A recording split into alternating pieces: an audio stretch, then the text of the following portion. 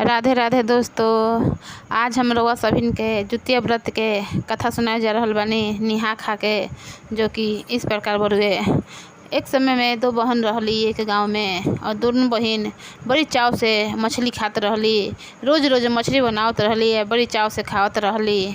ऐसे दिन बीतत गईल। कुछ दिन बाद जुतिया व्रत आइल। जब जुतिया व्रत आइल तो नौकर चाकर से कहली कि सब घर द्वार साफ सुथरा कर दलग, जुतिया व्रत आइल बा। जौन बर्तन में मछली बनल बा सब बर्तन के हटा दलग, होने एक साइड रख दलग। नया नया अच्छा अच्छा बर्तन रखलग। सब घर में पोछा झाड़ू लगैली। तो ओने जाके एगो मछली रहन, एगो मछली रही। दू मछली बड़ी गौर से सब देखत रहली। तो कहलन मछरा कि मछली तू का देखत रहत ना गौर से? तो मछली कहली कि देखत नहीं मछला, आज नु जुतिया व्रत का दुनिया ताइल बटुए हैं। कोनो व्रत में नु हमनी के नु हटा के घर के सारा बर्तन हटा देवल जाला। जौन जौन हमनी के बनल बन जा सब बर्तन हटा देवल जाला। घर में झाड़ू पोछा होला, घर झड़ाला धोएला रंगाला सब होखेला। रोजीना लोग हमनी के बड़ी चाव से खालन। लेकिन जब व्रत आवेला तो हमनी के कुजात निहन छाट देवल जाला। हमनी के जैसे कोनो मोले नइखे। ये कहली बड़ी दुखी होते हुए कहली कि अब हम ई पृथ्वी पर ना रहम। अब ई पृथ्वी छोड़ के हम परलोक में जातनी। अब ई पृथ्वी में हमारा कोनो जरूरत नइखे। मछली का कैली कि सब सखी सहेली अपन पूरा झुंड उठली लग। सब मछली लोग के तो दुख लगबे कैल कि सब देख के सब जन उठली लग और अपन झुंड बना के जाए लगली लग कि हमने के पृथ्वी पर कोनो जरूरत नहीं के। काहे कि सब लोग रोज रोज मछली हमने के चाव से खालन। मछुआर जालन जान पर अपन इथी करके मछली मार के लावलन बेचलन। बड़ी चाव से आदमी किनेला। आदमी अगुआ तो गई आवेला तो हित तावेला तो बड़ी चाव से हमनी के बना के खियावल जाला। लेकिन जब इहे पर्व आवता तो हमनी के हाथना कुजात के तरह छाट देवल जात रुए। सिर्फ हमनी के पृथ्वी बना रहे के, हमनी के पृथ्वी छोड़ के जाके, और सब लोग सोच समझ के अपन विचार करके आपस में सब मछली सब जनजाति के मछली गरई बंगुरी पियासी सब जने मिल गई लग। झींगा अपन सब छोट से लेके बड़ से लेके सब जाति के मछली मिल गई लग। और धरती छोड़ के जाए लगली लग। जब जात रहली लग तो रास्ता में भेटलन महादेव शंकर भोले बाबा। कहलन कि हे मछली, तू लोग हाथना झुंड में बड़ से लेके छोट से जीव सब अपन मिलजुल के कहाँ जात रू लोग? कुछ ह का? तो कहत रही मछली कि ना हमने के कुछ ह ना, से हमने के अब सब छोड़ के जाते, पृथ्वी के छोड़ के जाते नहीं जा। हमने के पृथ्वी पर भार बनी जा, हमने के पृथ्वी पर ना रह जा। भोले बाबा हाथना सुनलन, कुछ ना कहलन, चल गलन, कुछ ना पूछलन, चल गइलन। जब गइलन तो मछली आगे बढ़ली जा। जब मछली आगे कुछ दूर बढ़ली जा तो फिर विष्णु जी भेटतन। विष्णु जी कहतन कि हे मछली, सब जन साथे कहाँ जा तू लोग? तो कहली मछली कि हमनी के पृथ्वी पर जरूरत नहीं है, से हमनी के पृथ्वी छोड़ के जाते नहीं जा। हमनी के कुजात बनी जा, हमनी के पृथ्वी छोड़ के जाते नहीं जा।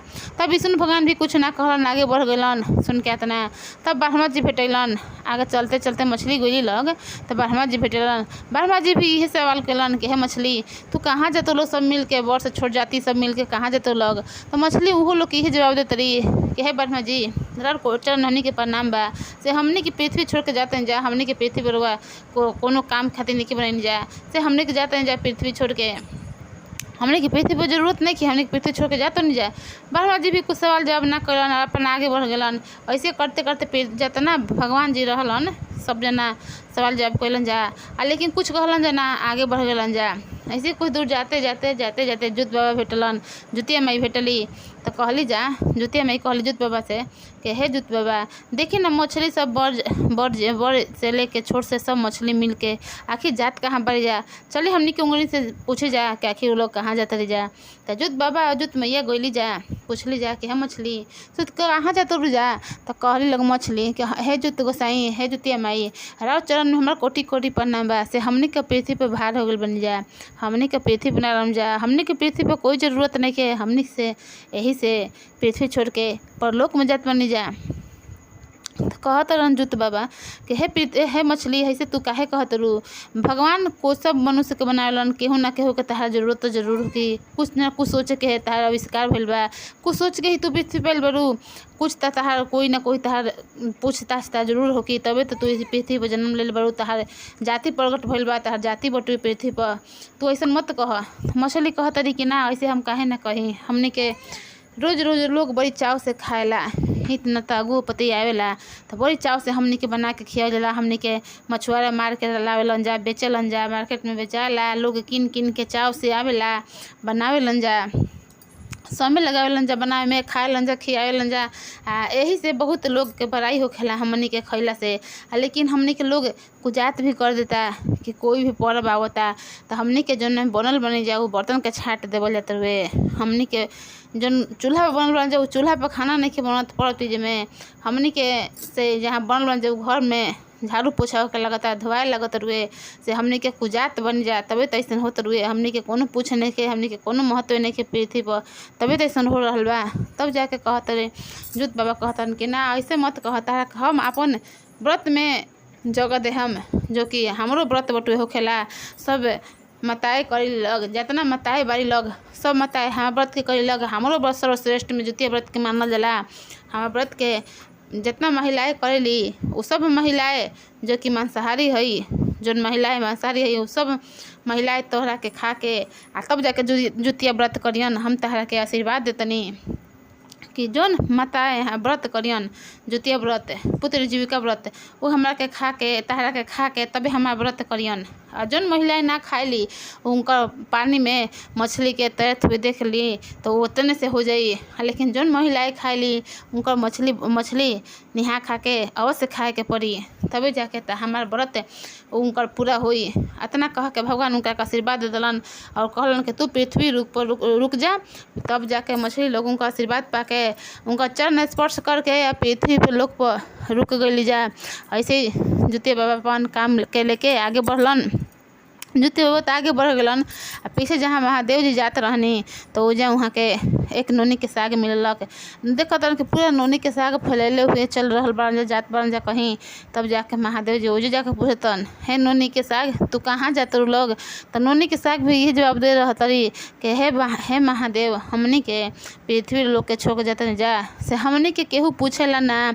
ऐसे तो लोग बना के खाएला, लेकिन शादी ब्याह में हमनी के तरह तरह के किस्म के पकवान बनेला, सब साग पतई बनेला, लेकिन हमनी के साग के केहू पूछेला ना। यही से हमनी के पृथ्वी छोड़ के जा रहल बनी। तो कहत रहन महादेव ये अच्छा ही बात बा। इतना कह के महादेव कुछ नहीं कहत आगे बढ़ जात रहन। ऐसे नोनी के साग आगे जात रही तो फिर उनको विष्णु जी भेटत रहन। तो विष्णु जी भी ये सवाल करत रहन। तो उहे इहे बतावत रही हमनी के शादी ब्याह में सब साग पतई बनेला, लेकिन हमनी के ना बनावल जाला। हमनी के अपना आपके ए जवा प्रजाति के अपन जाति के बहुत अछूत समझतनी जा। ए चलते हमनी के धरती छोड़ के जा रहल बनी जा। ऐसे कहते कहते सभी देवी देवता उनका लोग से पूछता सब लोग के यही जवाब देता नोनी और आगे बढ़ते जाता रहन। तो जैसे जा तब जाके जुत बाबा जुतिया माई वो जो उनका लोग देखत रही तो फिर कहत रही जुतिया माई के, हे जुत बाबा देखी ना नोनी के साग के पूरा झुंड बिछावल बा, कहाँ जात बानी सब है, तनी पूछी जाए ना कि वहाँ लोग के कहाँ जात बानी सब है। तो जुतिया बाबा कहतन कि अच्छा चली पूछी जा। तो जात पंजुत बाबा तो कहत रहन कि अच्छा नोनी के साग रो सब कहाँ जात बनी जा, पूरा के पूरा झुंड लेके सब कहाँ जात बनी जा से रो लोग के कुछ अजह का। तो कहत है नोनी के साग कि ना प्रभु आ तो हमने के कुछ हो ना, लेकिन हमने के पृथ्वी छोड़ के जा रहल बनी जा। हमने के पृथ्वी पर कोनो मान मर्यादा नहीं है। हमने के केहू पूछे वाला बना, हमने के केहू खाए वाला बना, हमने के केहू खाए वाला बना। शादी ब्याह में सब प्रकार का साग सब्जी बनेला, लेकिन हमने के साग ना बनेला। ऐसे हमने के पृथ्वी पर केहू के जरूरत नहीं के, हमने के पृथ्वी छोड़ के जा रहल बनी जा। तो कहत रहन जुत बाबा ना ना ना रउआ ऐसन काहे कहत रह तू लोग तहार लोग के जरूर पृथ्वी पूछबा। ऐसन कोनो जाति नहीं है पृथ्वी पर जेकरा के बिना कुछ जरूरत के भइल बा। हर कोई के, हर जीव जंतु कुछ पेड़ पौधा कुछ भी के केहू ना केहू के जरूरत कुछ ना कुछ होला, तभी जाके रो लोग पृथ्वी पर उतारल गइल बा। तो जाए दिरो वालों के कहीं जरूरत नहीं है। तो हमर भी पर्व जुतिया व्रत जो उनके हर माँ अपन पुत्र के लंबी आयु के लिए करेली और हमार पर्व सर्वश्रेष्ठ में एक मानल जाला। यही से हम लोग का आशीर्वाद देतनी, लोग का वरदान देतनी कि हमार व्रत जे भी करी उ लोग या का शाकाहारी हो का मांसाहारी हो लोग तो शाकाहारी मांसाहारी लोग में नहीं खे, लोग तो शाकाहारी ही हैं जा। यही चलते लोग हम आशीर्वाद देतनी कि जो भी महिलाएं हमार व्रत करी उ निहा खा के दिन नोनी के साग बना के जरूर खाई और अपना पुरखा पुरनिया के जरूर ही नोनी के साग बना के, तभी जाके उनकर जुतिया व्रत पूर्ण होखी। वो आशीर्वाद देते हुए कहत नोनी के साग पृथ्वी लोक पर रुक जाता नहीं जा और चरण स्पर्श करके पृथ्वी लोक में रह जाता नहीं जा और जुत बाबा जुतिया माई आगे बढ़ जाता नहीं जा। तब पीछे से उहे फिर आटा मरुआ का मिलतरन तो जो जातरन महादेव कहतन कि हे मरुआ से तू लोग कहाँ जातर जा। तो मरुआ कहतरन कि का कर जा महादेव से हमनी के आटा के पूछ केहू के नहीं खे, हमनी के आटा केहू ना खाएला, सब कुछ के आटा तो सब कोई खाएला, गेहूँ के आटा खाता जो सब कुछ के आटा आदमी खाता रुए, लेकिन हमनी के आटा के पूछ कभी नहीं खे, कुछ में भी नहीं खे। ऐसे हमनी के पृथ्वी पे भार बनी जा से हमनी के पृथ्वी पे रख के करम जा का जे हमनी के केहू पूछे वाला बा ना, केहू खाए वाला बा ना, हमनी के अपना के पृथ्वी पर बोझ मानते जा, यही से हमनी के पृथ्वी छोड़ के जात बनी जा। तो कह महादेव अतना सुन के कुछ ना पूछ पाछ ना कैलन, अपन आगे बढ़ दिलन। आ मरुआ चले लगलन जागे। जब मरुआ आगे चलतन तो ब्रह्मा जी भेटातन, ब्रह्मा जी भी यही सवाल करतन आ मरुआ यही सवाल अपन बताओ तरन। तो ब्रह्मा जी भी कुछ नहीं खन कहत आगे चलते तरन। आगे चलते चलते फिर विष्णु जी भेटतन, विष्णु जी भी ये सवाल करतन कि अच्छे मरुआ तो लोग सब मिल के कहाँ जातर जा, आखिर का कारण बा कहाँ जातर जा। मरुआ सब बात बताओ तरन, विष्णु जी भी कुछ नहीं खन कहते और विष्णु जी भी अपन आगे निकल जातरन। ऐसे कहते कहते सभी देवी देवता भेटा तरन जा आ सब देवी देवता के मरुआ अपन दुख बताओ तरन जा। कोई देवी देवता कुछ नहीं कह जा, आगे बढ़ जातरन जा। ऐसे अपन बढ़ते बढ़ते वही जे जातरन जा जहाँ जुत माई है, जुत गोसाई जातरन जा। तो जुतिया माई की फिर नजर पड़ता मरुआ पर। तो फिर वो कहत रही जुत बाबा से कि हे जुत बाबा देखी ना मरुआ कहाँ जाते जा, इहों लोग के पूरा झुंड कहीं जा रहा बा, आखिर यहाँ लोग के झुंड कौन कारण से जा रहा बा। चली तनी इहों लोग से पूछ ली जा कि आखिर यहाँ लोग के कौन कष्ट बा, कौन दुख बा, आखिर कहाँ जाता नहीं जा।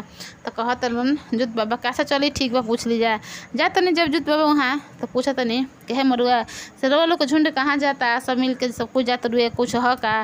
तो ना बाबा रो लोग चरण स्पर्श कर कहतन कि ना बाबा कुछ ह तो ना, लेकिन हमनी के कोई पूछ नहीं के, केहू पूछे वाला बा ना केहू खाए वाला बा, ना परब में ना दिना दिन ना कैसे हो हमनी के केहू ना खाएला। इसे हमनी के कोनो पूछ नहीं के, केहू खाए वाला नहीं के। हमनी के पृथ्वी पर क्या कि करम जाही का हमनी के कहीं पूछे नहीं के, तो हमनी के रह के करम जका से हमनी के पृथ्वी छोड़ के जा रहा बन जा पर लोग में हमनी के वहीं रहम जा, पृथ्वी पर ना रहम जा।